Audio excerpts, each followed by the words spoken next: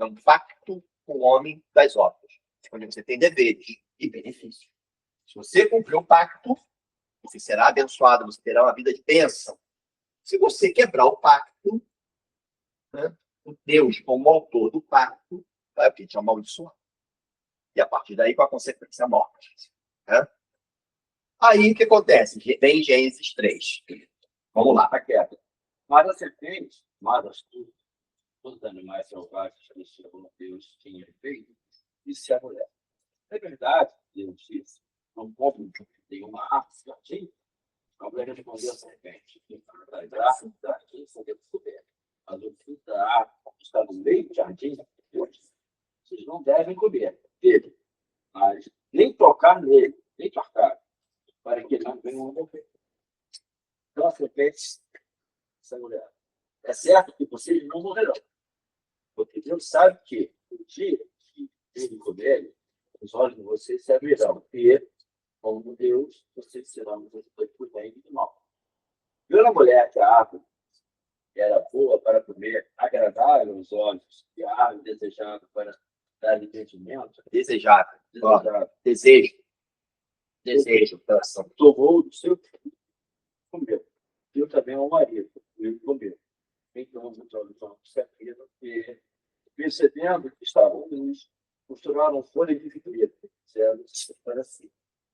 Ao ouvirem a voz do Senhor Deus, que andava no jardim, soprava o vento suave da tarde, o homem e a mulher se esconderam com roupa do Senhor, das árvores do jardim. E o Senhor Deus chamou o homem e perguntou: onde você está? Ele respondeu: eu ouvi a tua voz debaixo, porque estava nu, preto, escondido. E Deus perguntou: quem disse que você estava nu? Você viu da árvore da qual me alimentou na cabeça? Então, a mulher se veste para estar aqui, ela me deu a árvore e deu aqui. Então, o Senhor Deus disse à mulher: que é isso que você fez? A mulher respondeu: a serpente me enganou, eu comi. Então, o Senhor Deus disse: por causa do que você fez, você é maldita entre todos os animais domésticos e entre todos os animais selvagens. Você rastejará sobre o seu ventre, comerá do pó todos os filhos da sua vida. Por inimizade entre você e a mulher, entre a tua descendência e a descendente dela. Também isso ferirá a cabeça, e você ferirá o tamanho. Isso já aponta para Jesus, tá? Nós chamamos isso de proto-evangelho.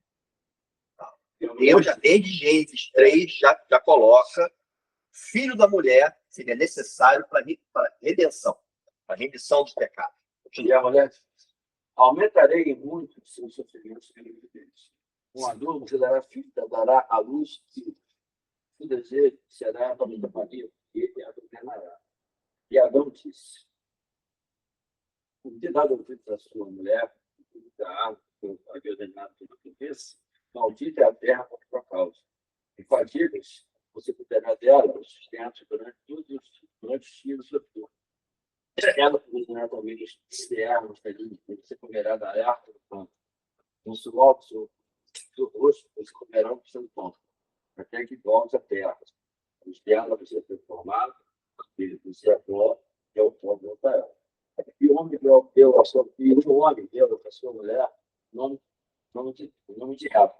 Será mãe de todos os seres humanos. O Senhor Deus fez roupas de peles com os quais vestiu Adão e sua mulher. Então o Senhor disse: este homem que tornou como um de nós, do bem e do mal. Preciso impedir que estenda a mão, tome também da árvore da vida, coma e viva eternamente. Por isso, o Senhor Deus o lançou fora da vida do éden, para levar a terra da qual ele se tomar. E depois que lançou fora do homem, Deus provou peregrinos a leste do jardim do Éden, uma espada flamejante e se movia de todas as direções para guardar o caminho da árvore. Então, assim, essa sim é a origem, na verdade, do pecado entre os homens. Na verdade, a origem do pecado pode ter ocorrido antes entre os anjos.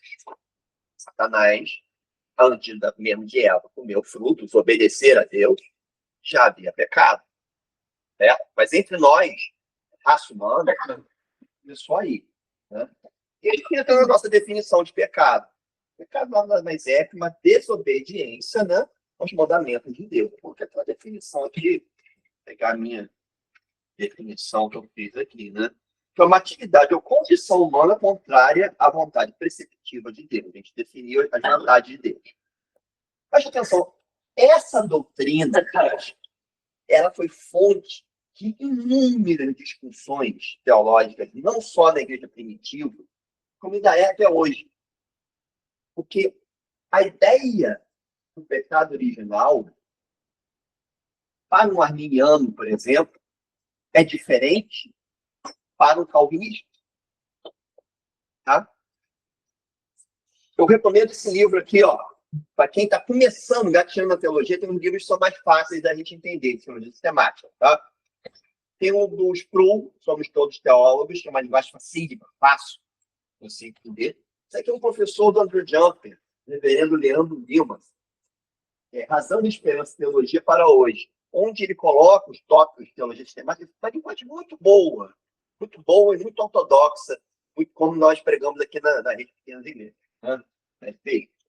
Então, eu recomendo. E ele coloca uma comparação muito interessante. O arminiano, o homem está em que condição? Ele está se afogando no oceano, desesperado, buscando ajuda. E precisa que uma mão venha buscá-lo, mas ele está procurando essa mão. O calvinista, o reformado, o homem está se afogando, mas ele não percebe que ele está se afogando. E a mão que vai tirar ele é uma mão de Deus pela misericórdia dele, pelo amor que ele puxa. É como uma criança que se joga no mar, está se afogando, não sabe. E Deus, como pai que ama esta criança, vai lá e busca e puxa ele. É a diferença entre o arminiano e o calvinista. Então, Repete de novo.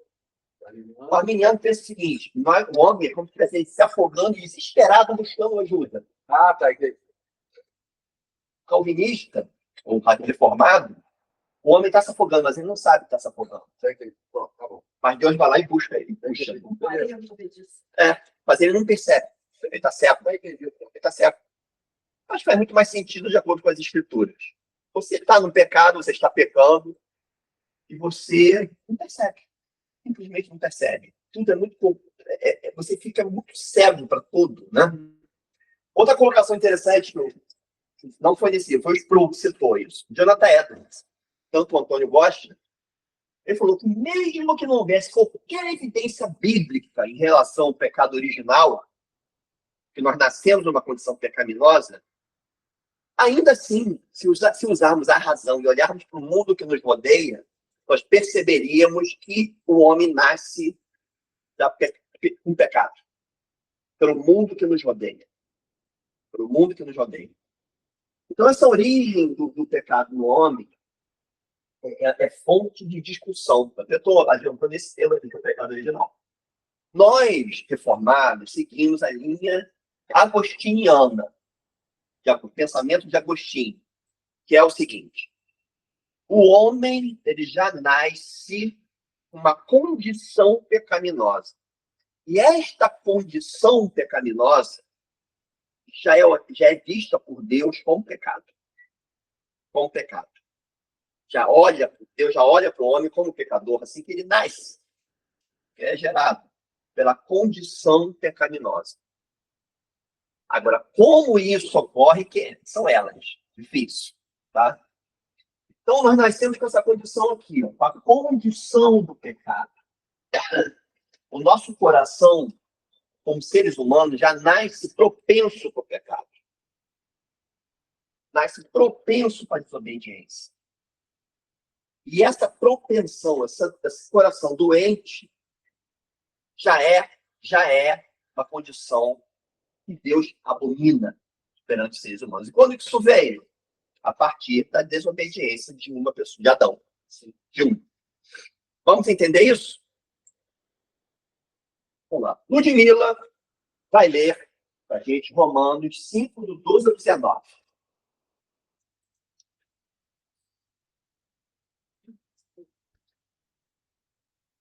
Esta passagem, ela coloca muita luz nessa questão. que nós nascemos já com o coração propenso para o pecado. O que Pelágio, que era um opositor de Agostinho, falava? Não, o homem nasce bom. A sociedade, o meio, é que o leva a pecar. E aí o que acontece? A partir do momento que ele age pecando, ele vira pecador, mas ele nasce com condição de estando afogado. Essa é uma comparação minha. Ele está afogado, mas ele tem condição de sair do afogamento, sozinho, de buscar a Deus. Nós, reformados, entendemos o seguinte, que ele não só está se afogando, ele não sabe que está se afogando, e o homem, se deixar por ele mesmo, ele vai se afogar. Vai se afogar. Pois é. Sim, uma visão que a gente não considera bíblica. Lê o Romanos aí para vocês verem. Né? Então, como por um homem entrou o pecado no mundo, e pelo pecado a morte, assim também a morte passou a todos os homens. Por isso que todos pecaram. Pronto, peraí, um minuto. Por um homem, eu vou te interromper de vez em quando, por um homem entrou o pecado no mundo. E aí? Pelo pecado a morte. Pelo pecado a morte, consequência do pecado. E aí? Assim também a morte passou a todos os homens, por isso que todos pecaram. Por um ter pecado, a morte passou para todos os homens. Sabe que teoria é essa? É a teoria do representante federativo. Adão é o nosso representante federativo. Então, olha só, digamos, tem uma pessoa que você elege como presidente. Aquela pessoa faz um monte de besteira. Todo mundo não sofre. Ele não representa o Brasil. Então, como, por exemplo, o presidente fala uma coisa lá no exterior, faz um discurso. Ele está representando você. É como se você tivesse feito o discurso. Então, nós entendemos por esta passagem que Adão é o nosso representante federativo. Então, a partir do momento em que ele caiu, então Adão, ele imputa a condição pecaminosa dele para cada ser humano que nasce. Por que é assim? Porque assim aprove a Deus. Deus assim decretou, determinou. É essa forma que Deus determinou. Por que Deus quis determinar assim? Não sei. Tem coisa em teologia que eu vou falar, não sei. Tá? Continua, Ludmila. Porque até a lei está o pecado do mundo, mas o pecado não é imputado, não havendo lei. No entanto, a morte reinou desde Adão até Moisés, até sobre aqueles que não tinham pecado, à semelhança da transgressão de Adão. Espera aí. Então é o seguinte, ó, se tinha que ter lei para a gente transgredir para ter pecado, né? Mas a lei ela foi definida, né, de forma sistematizada com Moisés. De Adão até Moisés. Então aí está colocando o seguinte, mesmo sem ter a lei ali escrita de forma sistematizada, já havia a lei de Deus no Pacto das Obras. Então, já existe o pecado desde a queda de Adão. É o que ele está falando, né?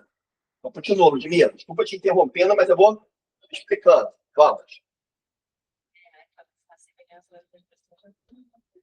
Até sobre aqueles que não tinham pecado, a semelhança da transgressão de Adão, o qual é a figura daquele que havia de Cristo. Mas não é assim um dom gratuito como a ofensa. Porque se pela ofensa morreram muitos, muito mais a graça de Deus e o dom pela graça, que é de um só homem, Jesus Cristo, abundou sobre muitos. Pausa. Aí é o seguinte, se você não acredita que existe pecado original, você precisa de Jesus. Se o homem, sim, porque pela ofensa de Adão, a morte entrou no mundo, né? E a morte a todos os seres humanos, né? Pela justiça de um homem, sem pecado. Isso não está quando falarmos de Jesus. Pela natureza dele, ele é homem, mas ele é Deus. Então ele não herdou o pecado original. Né? Ele é homem, mas é Deus. Né? Aí a necessidade da concepção da dupla natureza de Jesus, que a gente vai estudar melhor, tá? Mas por Cristo, pela justiça dele que foi imputada a muitos, não a todos, mas a muitos, ele trouxe vida a alguns seres humanos. Né? Então, Adão é o nosso representante federativo, como homem. Mas Adão é substituído por Jesus como nosso representante federativo. Então, quando Deus olha para Manuel, pecador, antes de se converter, fez besteira, ainda é pecador, ele olha quem? Ele olha o meu representante federativo. Ele olha, ele tem Jesus. Jesus chega, é meu. O pecado dele eu levei na cruz, Pai. E a minha justiça está sobre ele. Aí, o que Manuel pode? Manuel pode ser justificado. Vai ser tornado justo perante Deus. Veja como é que é importante nós termos um entendimento dessa doutrina para a gente poder entender a necessidade de um Redentor e a necessidade e a ordem salute, a ordem da salvação, que será um curso também que nós vamos dar de umas 4 ou 5 aulas depois. Vamos falar da doutrina da salvação depois. Né? Continue, Ludmila. Que não foi assim, então, com a ofensa, por um só que pecou. Porque o juízo veio uma só ofensa, na verdade, para a condenação.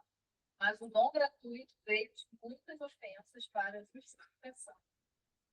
Porque se pela ofensa de um só a morte reinou por esse, muito mais os que recebem a abundância da graça e do dom da justiça reinarão em vida por um só Jesus Cristo. Pois assim como por uma só ofensa veio o juízo sobre todos os homens para a condenação, assim também por um só ato de justiça veio a graça sobre todos os homens para a justificação de vida. Porque como pela desobediência de um só homem muitos foram feitos pecadores, assim pela obediência de um, muitos serão feitos justos. Meu Deus, isso é muito lindo. Isso é lindo demais. Pela desobediência de Adão, todos os seres humanos foram feitos pecadores. Mas pela graça de um, que veio por um, pela obediência, ele obedeceu perfeitamente. Jesus obedeceu ativamente, Jesus obedeceu passivamente. Ativamente, ele cumpriu a lei. Ele cumpriu a lei. Ipsilítem. Não pecou. Ele fez o que nós devíamos fazer e não conseguimos. Ele fez. Cumpriu a lei. E ele aceitou ser levado à cruz, morrer por nós como sacrifício eterno. Para quê? Para pela justiça de Jesus, nós tivéssemos vida eterna. Olha, uma coisa ali, porque o cara me fez uma pergunta, agora Olha, manda. vem a calhar, eu não fico, eu fui responder, cara.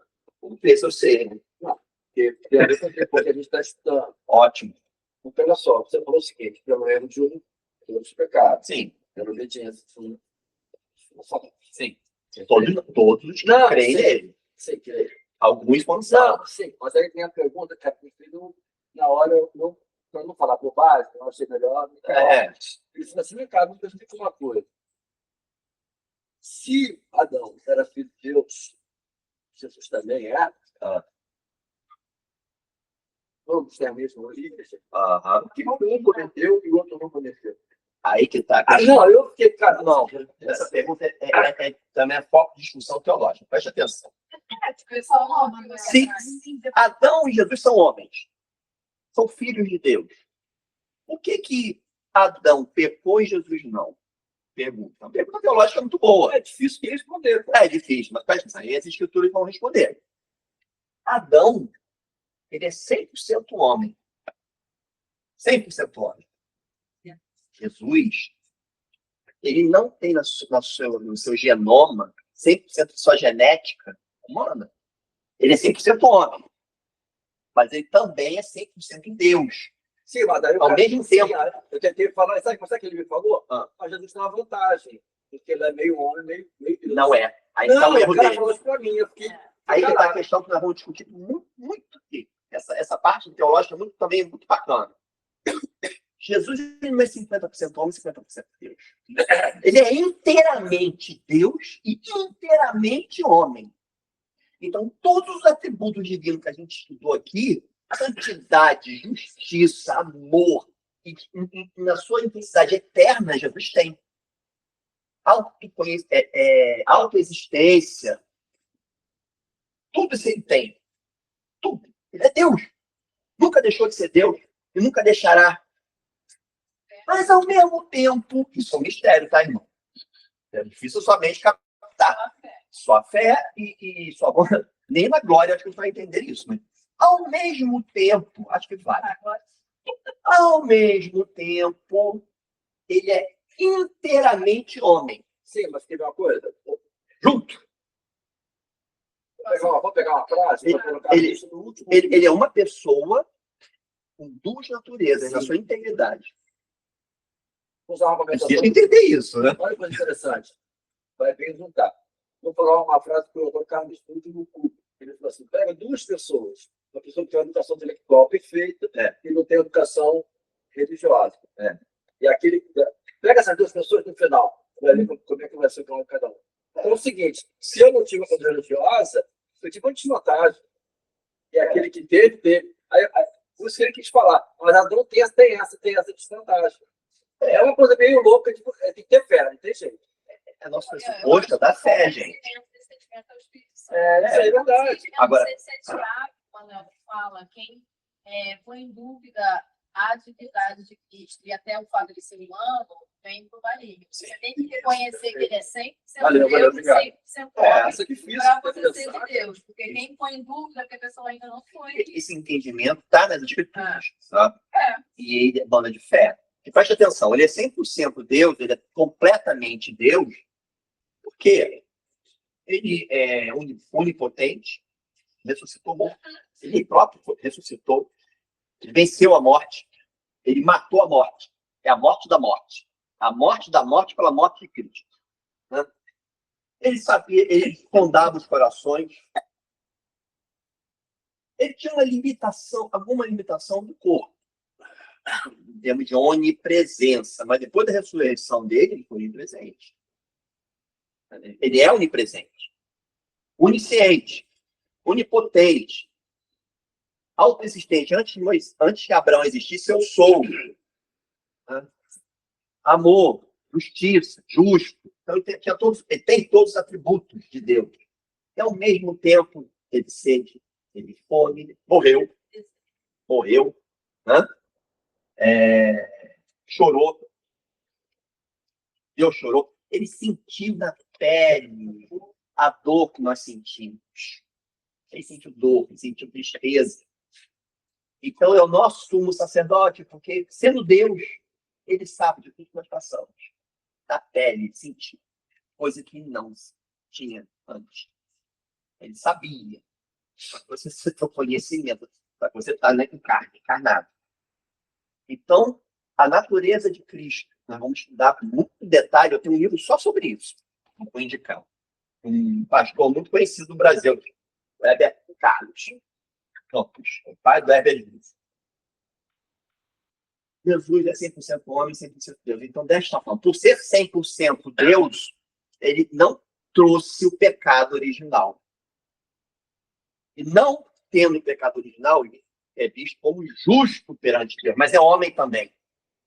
Então, ao ele ir para a cruz, ele pôde ser o nosso representante federativo como homem. Entendendo isso aí? Não, e o próprio mas a própria questão, né, que os filmes até exploram, o açoitamento, tudo isso mostra que ele sangrou. Ele morreu. Quebrado. Não, é porque a saga, né, sensibiliza mais a gente a entender que ele realmente foi. Porque ele podia sair. E ele fala, né, as legiões do teu pai podiam vir me resgatar e não virão, porque eu estou aqui para cumprir isso como homem e sentir aquilo tudo. Essa é chamada obediência passiva dele. Ele se deixou matar. Ele se deixou morrer. E tem isso, ele sendo Deus, a Paulo fala aqui, né? Filipenses. Se humilhou, ele virou um servo, virou uma criatura. Servo ali, Paulo coloca, é dolo, escravo. Ele veio como servo, humilde, escravo. Né? Ele se morreu, ele se deixou morrer. Se ele quisesse, ele não Ah, morreria. isso. Ele se É aí que entregou. tá. Sabe por quê? É isso aqui. Para ser nosso representante federativo perante Deus, todos aqueles que aceitam, que se arrependessem dos seus pecados e aceitassem o seu nome. Porque Deus amou o mundo de tal maneira que deu ao mundo o seu único filho, para que todo que nele não pereça, mas tenha a vida eterna. Quando fala em mundo, aí não é todos os homens, não. É mundo, é todos os tipos de pessoas. Fala, meu irmão. Essa discussão de Jesus tem uma definição, não é? Acho que é um inglês americano, né? Ele citou o termo homoúcia, que é 100% Deus, 100% Deus, ele falou, em todo o pacote, o elemento de desobediência não veio. Porque, no caso de Adão, o elemento de desobediência de pecado entrasse. Sim. A chave, digamos assim, não foi a desobediência, foi a porta pela qual o pecado entrou. No caso, Cristo já estava concebido na eternidade. Sendo assim, ele não nasceu, ele não nasceu, ele encarnou. Isso. Então é diferente. Então, nesse processo de encarnação, o pacote de desobediência não tinha como vir com ele. Ele é Deus. Porque é Deus. Não teria outra forma. Então, geralmente, quando a gente vai fazer apologética, conversando com alguém, a gente fala, mas sempre, aí a gente sempre fala, ele foi o único ser, toda a história da eternidade foi 200%. 200%, homem e Deus. Porque assim, é difícil entender, mas ele foi 100%. 100% homem, 100%. 100% Deus ao mesmo tempo. Aí Entendeu? você fala 200. Aí a pessoa É 200. Né? 200%. É perigoso usar esse termo 200, porque ele foi como nós. Ele é homem como eu e você. Ele sentiu as mesmas dores que você sente. Vai sair com o exemplo que ele usou para explicar só. Vai ser um exemplo que ele deu. Mas foi bom, excelente. Sim, né? Mas deu para entender já? Agora, fala primeiro. Não, eu ia falar isso. Eu acho que essa dúvida do rapaz eu já pensei isso também, assim, eu acho até que é uma mensagem mesmo que eu pensando. Mas é o que eu acho que é bonito é isso, porque então, aí tem que focar que ele sendo Deus, é isso, que se esvaziou, se fez nada, e Paulo fala disso, né, em várias cartas. Então, assim, né, e ele, por amor mesmo, ele, já que eles não deram conta, eu vou fazer por eles. Acho que é essa história do pai que vai no lugar do filho fazer a ação. Meu Deus, isso aí é de cair de joelho todos os dias, pra se lembrar disso, né? Né? Aqui, Filipenses, até vou ler essa parte, né? Aí. Se esvaziou, né? Tem de vós, Filipenses 2, do 5 ao 11. Filipenses 2, do 5 ao 11. Como é bom, né? A gente pegar a doutrina do pecado e ir para Jesus, né? É bom falar de Jesus, né, gente? É coisa que dá sentido à nossa vida, né? Ó, Filipenses 2, do 5 ao 11. Isso eu vou ler, tá? Tem de vós o mesmo sentimento que houve também em Cristo Jesus. Pois ele, subsistindo em forma de Deus, não julgou como usurpação o ser igual a Deus. Antes, a si mesmo se esvaziou, assumindo a forma de servo. E servo aí, diga-se, escravo. Tornando-se em semelhança de homens, e reconhecido em figura humana.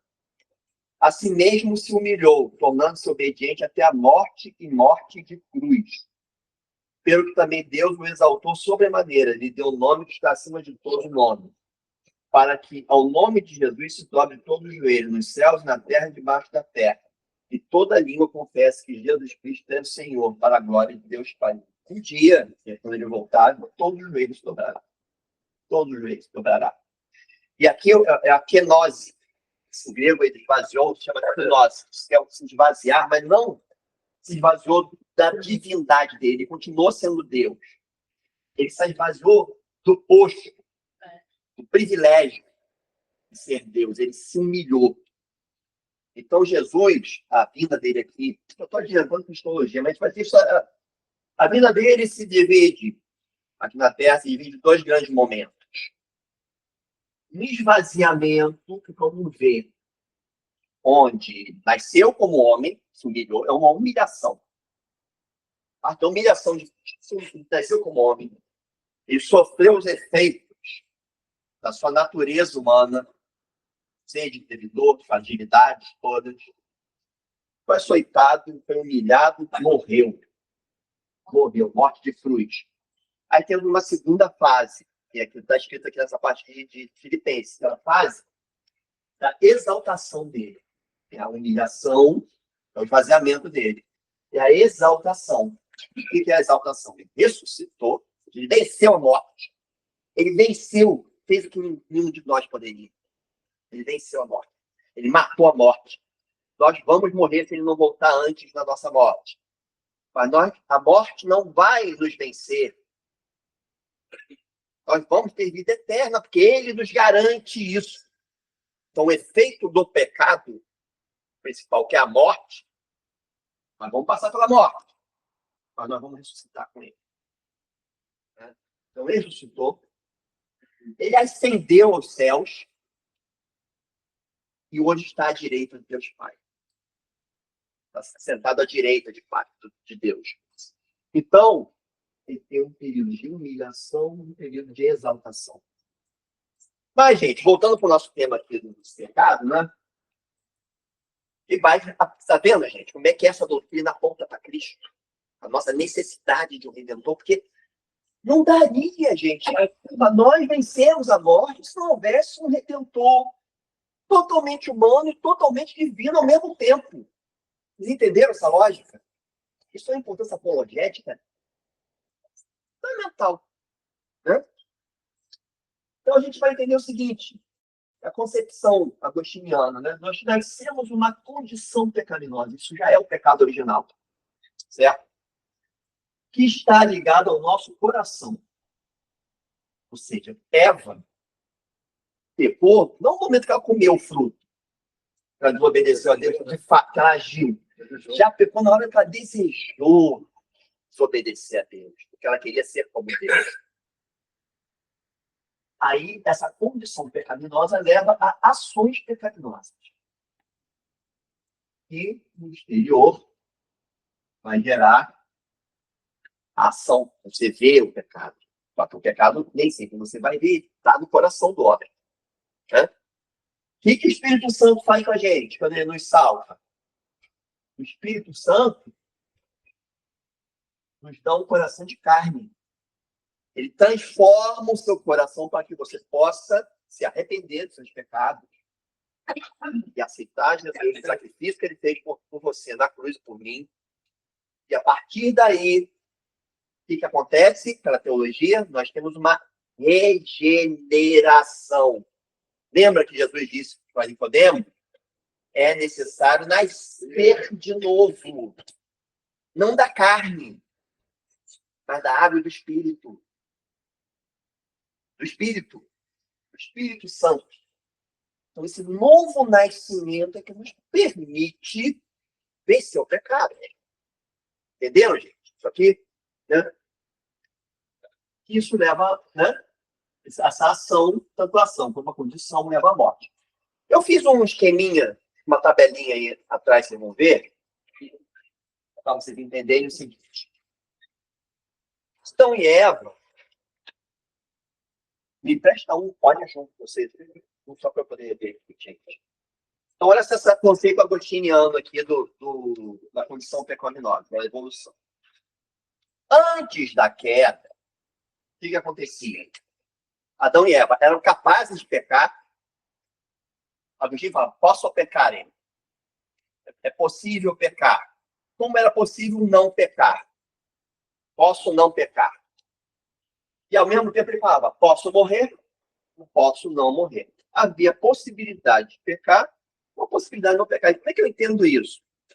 Deus não criou robôs. Né? Não criou robô que você vai ficar assim, ó. Né? Não, Deus criou o homem com a capacidade de decidir, tomar decisões na sua vida. De forma muito miraculosa, que a gente não entende, Deus, até sobre as suas decisões, Deus tem participação. Elas podem cumprir a vontade, sempre vão cumprir a vontade de Deus. Mas como isso ocorre é difícil. Concorrência, se chama, né? Mas Adão podia pecar ou podia não pecar. Após a queda, o que aconteceu? Aqui que nós estamos estudando. A partir do momento em que Eva peca, essa condição pecaminosa aqui entra no mundo, no nosso mundo, né? Nós, seres humanos. E a partir daí, o que acontece? Existe o que nós chamamos de depravação total do homem. O que é isso? Nós não somos tão ruins quanto poderíamos. Nós conseguimos fazer coisas boas. Mas todas as nossas facetas e todos os nossos aspectos foram contaminados pelo pecado. Então, nossa mente é contaminada pelo pecado, nossas ações são contaminadas pelo pecado. Nós temos uma tendência natural do pecado. Total. Totalmente depravado. Então, o que vai acontecer? Você vai ver no gráfico que após a queda, você é capaz de pecar e muito. Né? E você é incapaz de não pecar. É impossível, após a queda, o pecado ter tomado conta de todos os aspectos do homem, não quer dizer que você não possa fazer coisas boas. O ímpio faz coisas boas, não com o objetivo de glorificar Deus. Com outros objetivos. Né? Isso não se deve, gente, julgar ninguém. Tá? Você pode ter um eleito que não foi na igreja, mas que aceita Jesus, apesar de eu considerar a igreja fundamental cristão, eu bato nisso, é importantíssimo estar aqui reunido, né? Mas não se deve julgar ninguém pelas suas ações. Mas o homem é capaz de fazer boas ações, é capaz de fazer boas obras. Só que o ímpio vai fazer boas obras por seus próprios interesses, não para a glória de Deus. Né? Então é incapaz de não pecar. Por quê? Porque o pecado afetou o homem na sua integralidade, afetou todos os homens. Vamos ler aí. Ô jovem, lê aí. Eclesiastes 7,70. Eclesiastes 7,70. Isso é claro na Escritura. Eclesiastes 7. Não, Eclesiastes 7,20. 7,20, desculpa. Não há nenhum justo sobre a terra que faça o bem e que não peque. Não há nenhum justo sobre a terra que faça o bem e que não peque. Isso é muito claro nas Escrituras. Paulo fala, todos pecaram, destituídos estão da glória de Deus. Todos. Toda classe, toda raça humana é pecadora. Não há um. Só existe um homem que esteve nessa terra, nesse planeta, e que não pecou, que foi Jesus. Que é. Né? Então, todos os homens, afetou os céus. Lê aí já, Efésios 6, do 11 ao 12. Efésios 6, do 11 ao 12. 6, do 11 ao 12. Vistam-se com toda a armadura de Deus para poderem estar firmes contra as ciladas do diabo. Porque a nossa luta não é contra o sangue e a carne, mas contra os principados e as potestades, contra os dominadores desse mundo, contra as forças espirituais do mal, nas regiões celestiais. Nas regiões celestiais. O mal está nas regiões celestiais também. Nossa luta não é contra o sangue nem contra a carne. Existe sempre, gente, uma batalha espiritual, sim. Já observou quando você está fazendo a obra de Deus, às vezes você tem angústia, você começa a enfrentar luta. Sim, você tem batalha contra as potestades. O diabo não está feliz conosco, graças a Deus. Graças a Deus. Mas existe. O pecado contaminou os anjos. Aliás, vem de lá. Né? Os céus. A natureza também. Lê aí. Natan, Isaías 11, 6 a 9. Está muito quieto hoje, Natan. Vou botar você para ler agora. 11, do 6 ao 9. Pode. O lobo também orará com o cordeiro, e o leopardo se deitará com o cabrito, e o novilho, o leão jovem e as reis juntos, e um menino pequeno esconderá. E a vaca e o urso alimentarão seus filhotes, se deitarão juntos, e o leão comerá palha com o boi. E a criança, que ainda mama, brincará na cova as e a criança desmamada colocará sua mão na dor de poucatriz. Até 9? Então, ó, Eles não ferirão nem destruirão em todo o meu santo monte, porque a terra estará cheia do conhecimento do Senhor, como as águas cobrem o mar. olha bem, isso é o novo céu, nova terra. As crianças vão poder andar entre os animais, não vai haver mais perigo de morte, de animal atacando criança. A natureza, hoje, ela geme pela volta, está em Romanos 8, pela volta de Jesus, né? Porque houve uma inimizade da criação contra o homem. Havia uma harmonia muito grande, e a partir da queda, tempestades, dilúvios, foi poder, dilúvio, tragédias, o próprio reino animal não teve mais harmonia com o ser humano, entendeu? Ou seja, o pecado tomou conta de toda a criação na sua integralidade. Deus amaldiçoou, por causa da desobediência de um, toda a criação. Toda a criação. Então, todos os homens, os céus, a natureza, tá, gente? E aí, o que nós precisamos? De um redentor. Por isso nós precisamos de um redentor. Próxima aula, eu vou dar uma aula sobre a morte. O que é a morte, os tipos de morte. E a partir da outra aula, nós vamos ter 4 aulas. Todos, ninguém falte. Que vai ser o meu estágio da faculdade de teologia. Eu vou dar um curso de cristologia em 4 aulas, tá, para vocês. E vai ser muito interessante, tá? Vai ser muito interessante. Nós vamos estudar isso aí tudo. A dupla natureza do Redentor, a necessidade que nós temos de um Redentor para a nossa salvação. Vamos estudar as passagens do Antigo Testamento que apontam para Jesus, tá? Como já estava escrito, né, que viria um Salvador, como nós vimos aí em Gênesis 3, né? Então, nós vamos ter uma aula, um curso de cristologia, 4 aulas. Eu vou ensinar para vocês, que é fundamental para a nossa fé. Aí, depois disso, eu vou me ensinar só teriologia, onde eu vou seguir as perguntas do devocional, mas vou ter que sair um pouco da cristologia, tá? Manel, eu queria só falar tudo, dá para reforçar, Isaías 65, 25, ele falou e o cordeiro Qual passagem? Isaías 65, 25. Você não tem que ler, não. Eu li essa semana. Vai.